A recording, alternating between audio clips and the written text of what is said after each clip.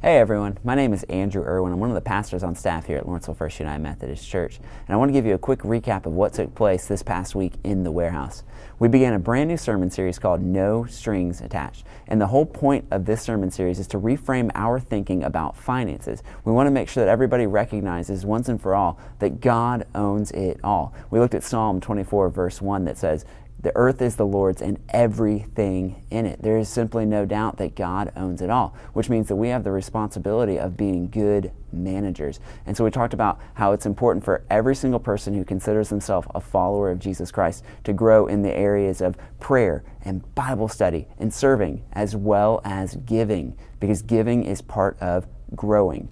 In order for us to become the people God called and created us to be, we have to make sure that we are continuing to grow in our giving, which is why we talked about how we're called to tithe and how the word tithe actually means a tenth. We're supposed to give a tenth, and not just any tenth, the first tenth. We looked at Proverbs chapter 3 verses 9 and 10, and which it says, "Bring your first fruits into the storehouse." God is calling us to give the first that we get. The first that we get is the first that we give. And as we give, the kingdom grows, which is remarkable because we are convinced that everything that we need to reach our community is already here. God has already blessed us abundantly. And so if we can simply take the gifts that we have been given and give a small portion back to God, we are convinced that lives will continue to be transformed in this place. And here's the kicker.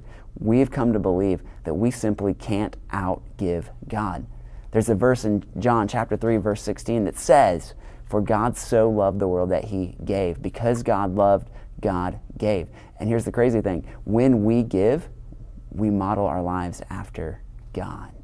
This is going to be a great series, and I hope that you'll come check us out here in the warehouse at 9:30 this Sunday.